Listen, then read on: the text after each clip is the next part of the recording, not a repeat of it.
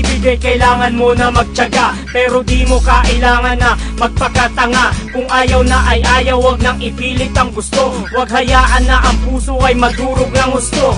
Wala kayong commitment at walang mga plano. Wala ka ding karapatan para magreklamo. Kung di ka napapansin dahil sa kanyang kakadota, di ka dapat na magalit kasi di kayo magsoda. Nagbibigay siya ng motibo para mahalin mo siya, pero di ibig sabihin nun mahal ka niya. Habang ikaw sa kanya laging nag-aalala, sa pagpapakasaya lagi siya naabala.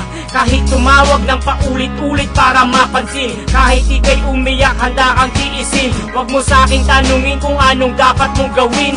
Alam mo yung sagot, ayaw mo lang tanggapin.